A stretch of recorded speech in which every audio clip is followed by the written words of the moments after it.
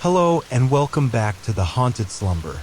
Before we begin tonight's story, take a moment to get comfortable, close your eyes, and let your mind drift. If you're enjoying these tales, don't forget to subscribe and leave a comment. I'd love to know where you're listening from around the world. Now let the lights dim, the curtain rise, and may this story guide you into a deep, haunted sleep. The Lanterns of Hallowmere. The marshes of Hallowmere had a way of remembering things. People said that the mists which curled like fingers above its black water weren't really fog at all, but the breath of the long-forgotten dead. Locals rarely spoke of the place except in hushed tones, and only the desperate or the damned wandered too close to its stagnant edges. Most maps marked the region only as Old Wetland or didn't mention it at all. But it had a name, an old one. Hallowmere. Thomas Greaves found the name scrawled in the margins of a moldy field journal wedged between botanical notes and feverish, near-illegible ramblings. He had inherited the journal from his grandfather, a man he barely remembered except for vague memories of pipe smoke and rough, warm hands. The old man had been an explorer of sorts, more a curious soul with too much time and too little caution. The journal had arrived in a dented metal box, unannounced and without explanation. Thomas hadn't even known the man had died. He read the journal twice, then a third time under candlelight, feeling the strangeness of it settle under his skin. Amid detailed sketches of swamp flora were brief notes. Lanterns in the night again. Not fireflies. Not men. Heard the song. Never forget it. The cabin is deeper than it should be. Too old to still stand. Don't follow the lights. They lie. What captivated Thomas most, however, was a hand-drawn map folded neatly into the back. A crude path wound through an unmarked forest and ended at a cabin circled 3 times in thick pencil strokes. The name Hallowmere was written below it with the words, "Here's where she waits." He hadn't intended to go. Not at first. But the days grew quieter after he lost his job and his small apartment grew stifling with silence. There was no family left, no obligations. Just questions and that journal. Something about it itched at the edge of his mind like a tune he couldn't place. On the first frost of October, he packed a bag and headed north.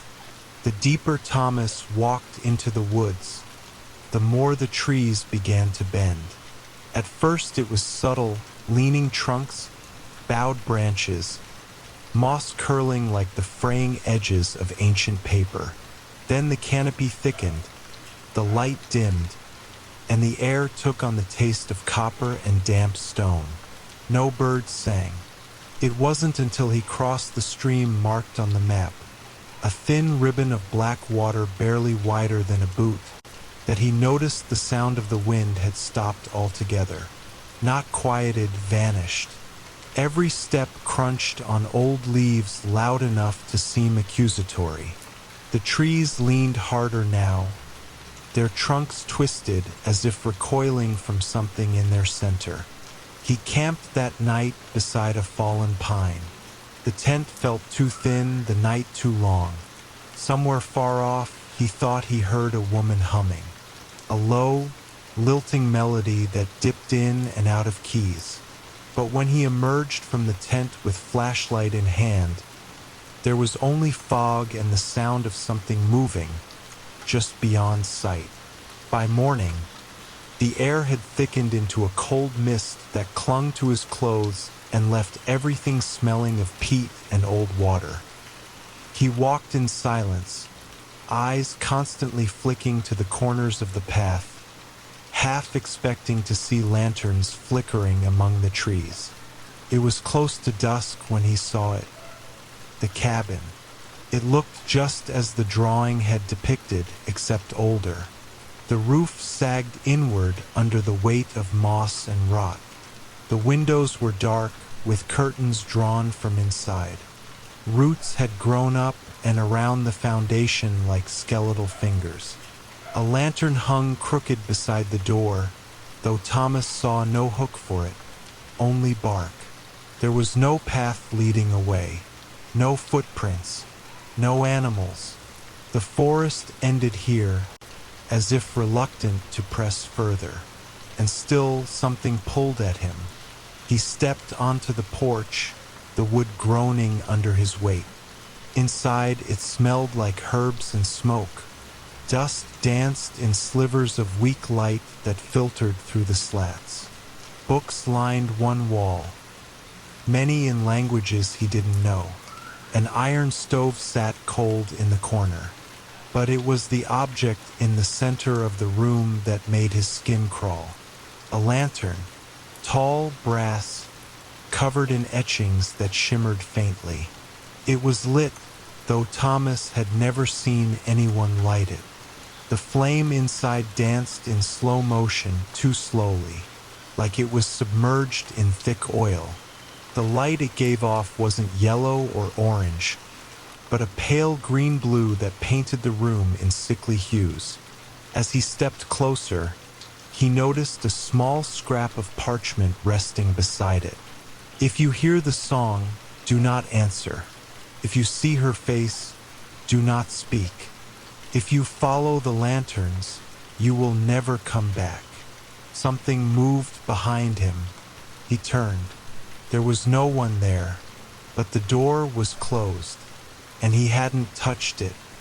Thomas stared at the door, his breath caught in his throat. It was closed, firmly latched from the inside. He hadn't shut it. He hadn't touched it. He took a step toward it, hand reaching for the knob when the sound came again. A whisper, low and wet, like breath through soaked cloth. It didn't seem to come from the room, but from inside the lantern. "Turn it off!"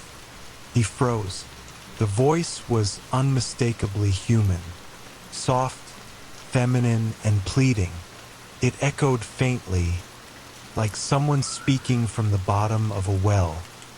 His eyes locked on the flame, still flickering unnaturally, still that same unsettling green-blue.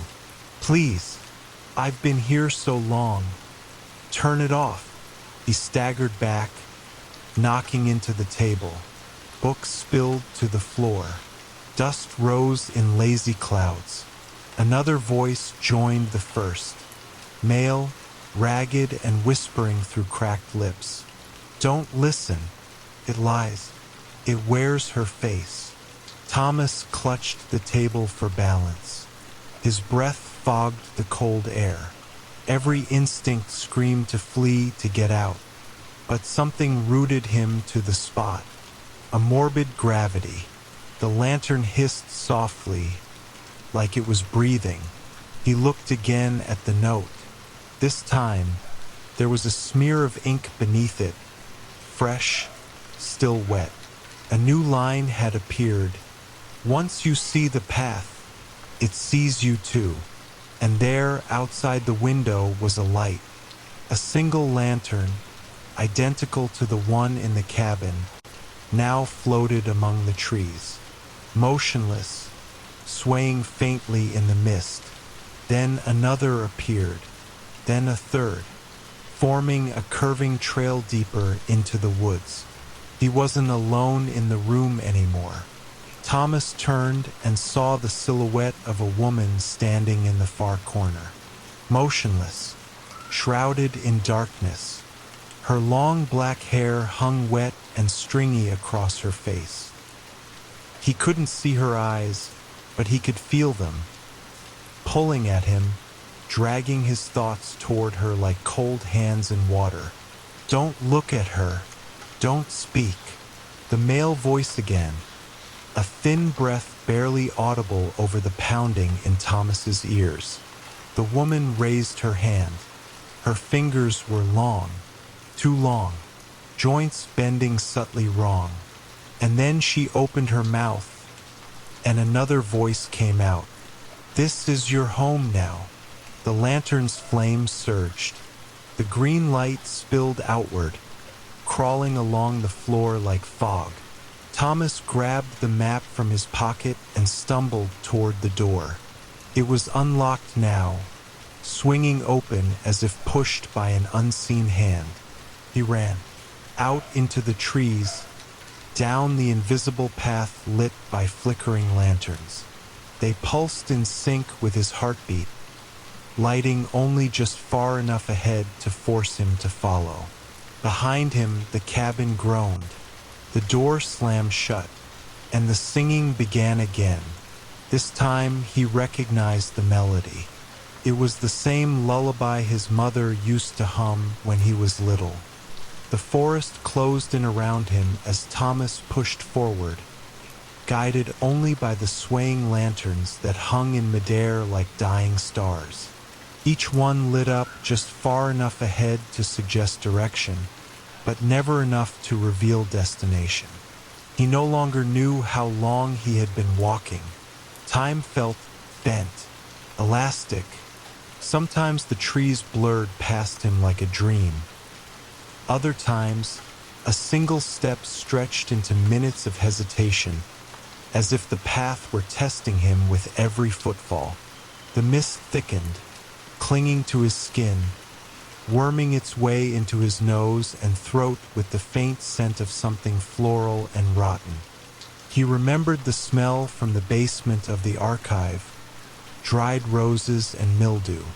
"Turn back!" A voice called softly from behind a tree.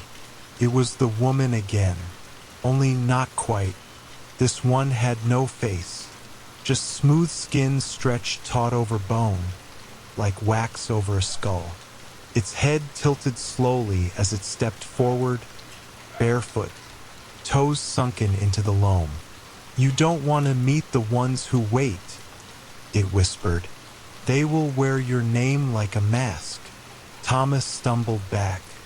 The lanterns flickered but did not go out. The thing reached toward him with hands that trembled and warped with every motion, as though reality itself resisted their shape. Then came a loud snap with splitting, and the thing dropped to the ground, limbs folding like a broken doll. Something had cut it down.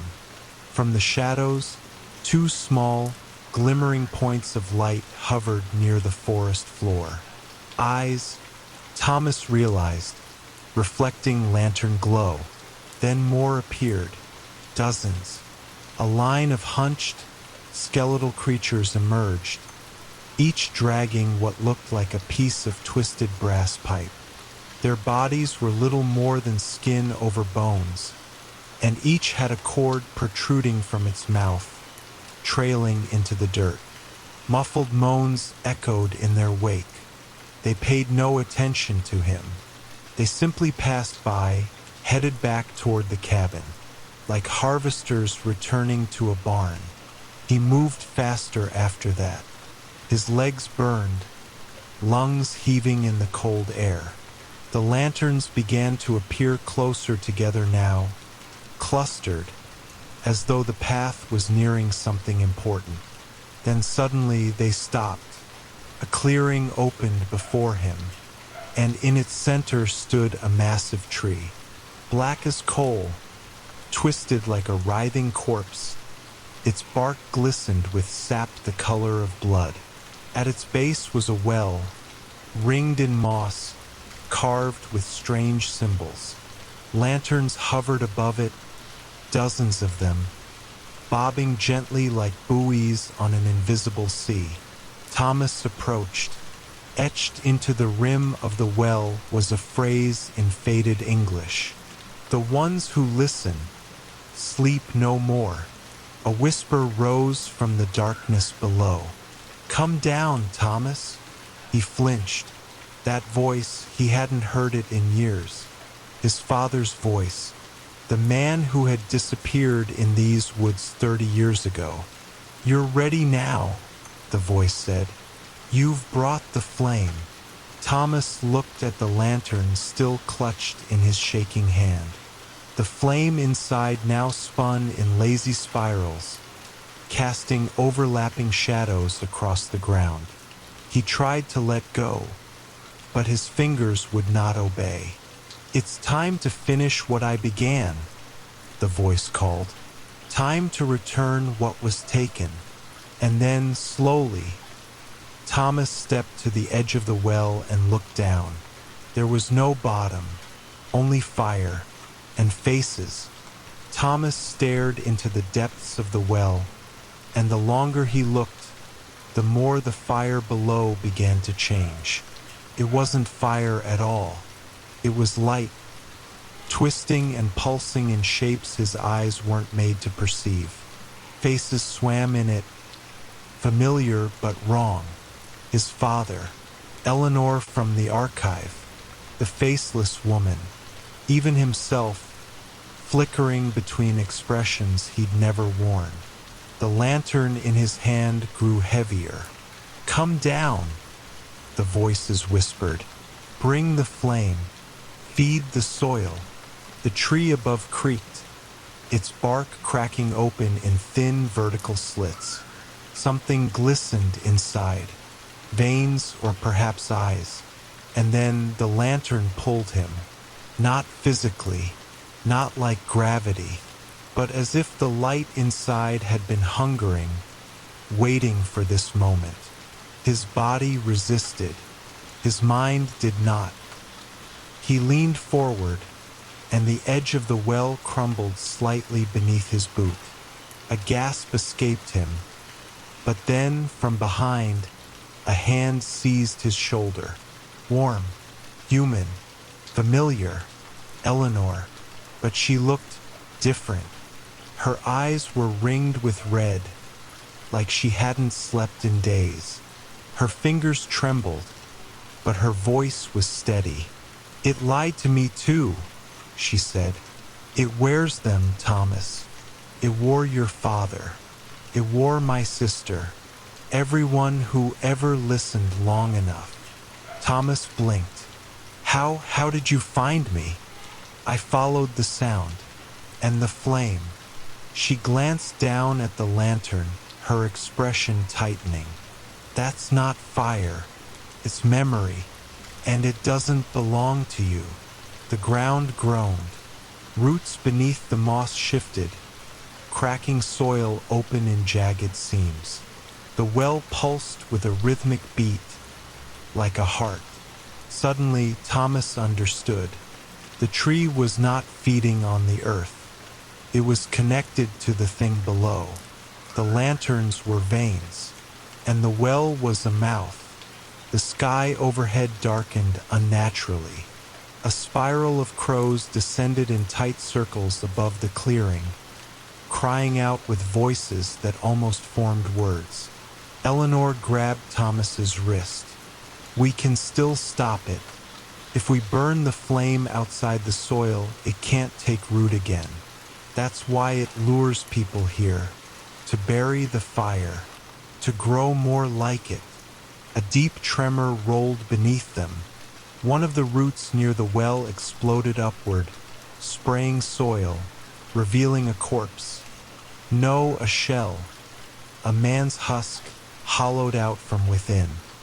His mouth hung open, a cord of brass snaking from his throat back down into the earth. Thomas recognized the face. His father. Eleanor didn't hesitate. She pulled a flask from her coat and poured a black, viscous oil into her palm. "Help me," she said. "Hold it still." They doused the lantern. The flame hissed and screamed. Not a sound, but a feeling, like nails inside the skull. The glass cracked. Then, boom, the lantern shattered. The well screamed. The light below turned black. The sky ruptured. The tree split down the middle with a sound like thunder underwater. Lanterns above exploded, sending showers of green sparks into the clearing. The mist reversed, pulling violently back into the well as if inhaled by some monstrous lung. And from the depths, something rose, a limb, tall as a building, covered in human skin and etched with runes that bled shadow. Eleanor didn't wait. She grabbed Thomas and they ran. The forest writhed around them. Trees buckled inward. The ground cracked open to reveal more bodies, their cords snapping one by one. The very fabric of the woods seemed to scream. And then, silence. They reached the edge of the trees. The lanterns were gone. The mist was gone. The path behind them no longer existed. Just grass, dirt, and the wind. Months later, Thomas stood outside the ruins of the Hallowmere archive. It had burned down 3 weeks after their escape. Authorities found no cause, no survivors inside, no remains. Eleanor vanished shortly after, left a note, "Keep the fire above the ground." Thomas never returned to the forest. But sometimes, on nights when the wind blew from the east and the sky was full of crows, he could see the faint flicker of green light in the distance. A lantern, waiting, whispering, calling him home.